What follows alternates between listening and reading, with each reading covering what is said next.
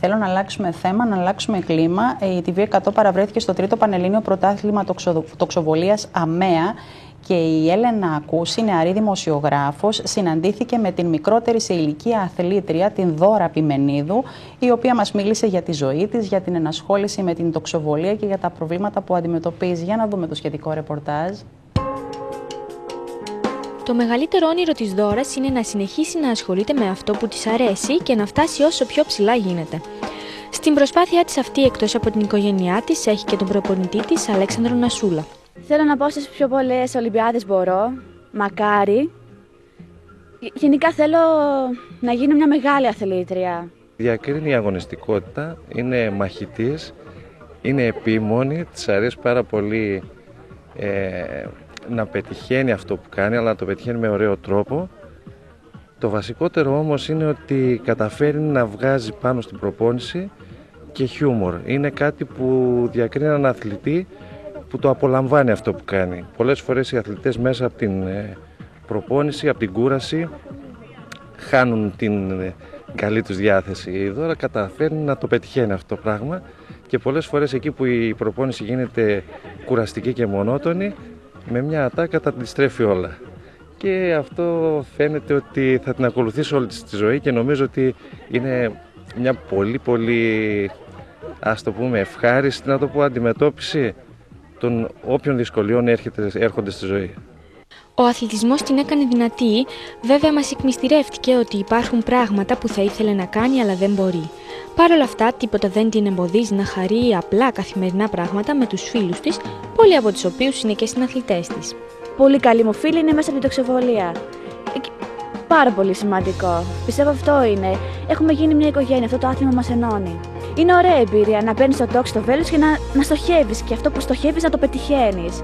Είναι πολύ ωραίο και μετά αυτό σε βοηθάει στη ζωή σου. Για πες μας, πώς σε βοήθησε εσένα στη ζωή σου? Πλέον δεν θεωρώ κάτι ακατόρθωτο. Όταν θέλω κάτι θα το κάνω. Αυτό. Και είναι το πιο σημαντικό, πιστεύω. Η αλήθεια είναι ότι θα ήθελα να φοράω κολλητά τζιν, αλλά δεν γίνεται αυτό. Όχι, πιστεύω ότι ό,τι θελήσω μπορώ να το κάνω, αλλά κάπως με κάποια όρια. Με τη βοήθεια του προπονητή της μάθαμε πώς ήταν η Δώρα την πρώτη μέρα που πήγε να κάνει προπόνηση και πώς είναι τώρα που έχει κατακτήσει 4 χρυσά και 2 ασημένια μετάλλια. Την πρώτη μέρα ήταν λίγο διστακτική. Και η αλήθεια είναι ότι μέσα στα πλαίσια της λογικής που αντιμετωπίζει ένα καινούριο άθλημα, λογικό ήταν να διστάζει. Αλλά γρήγορα όμως, επειδή της άρεσε πάρα πολύ, γρήγορα το ξέχασε αυτό το πράγμα. Την πρώτη στιγμή δηλαδή την ξέχασε. Σήμερα είναι μια κοπέλα δροσερή, χαρούμενη, έχει πολύ όρεξη και δεν έχει καμία σχέση με το συναισθαλμένο κοριτσάκι που ήρθε την πρώτη μέρα. Όχι βέβαια ότι μπορεί να τη χαρακτηρίσει κάποιος ότι τώρα πια έχουμε γίνει στάρ, αλλά νομίζω ότι αυτή η διάθεση που έχει είναι και το στοιχείο του χαρακτήρα της, αναπόσπαστο στοιχείο του χαρακτήρα της. Έχει καλή διάθεση συνέχεια και στην προπόνηση, παρόλο που πολλές φορές εγώ είμαι πολύ αυστηρός, καταφέρνει να αντέχει κάτω από δύσκολες καταστάσεις. Ας πούμε, φέτος είχαμε κάποια στιγμή μια προπόνηση με πολύ κρύο και πολύ βροχή. Δεν λύγησε καμία στιγμή. Είναι πολύ δυνατός χαρακτήρας και θα καταφέρει, πιστεύω, πολλά πράγματα, όχι στην τοξοβολία μόνο, αλλά και στη ζωή της. Το αισιόδοξο μήνυμα της Δώρας και του προπονητή της είναι ότι η ζωή είναι ένα δώρο και πρέπει να την αντιμετωπίζουμε με ένα χαμόγελο. Πρέπει να χαμογελάμε, πρέπει να βλέπουμε πάντοτε την καλή πλευρά των πραγμάτων, γιατί όλα τα πράγματα έχουν 2 όψεις.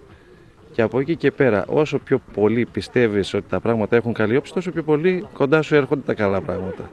Χαμογελάμε και αντιμετωπίζουμε το κάθε τι με τη δέουσα στοικότητα. Ο άνθρωπος έχει αστήρευτη δύναμη μέσα του και ο αθλητισμός τον βοηθάει να την ανακαλύψει.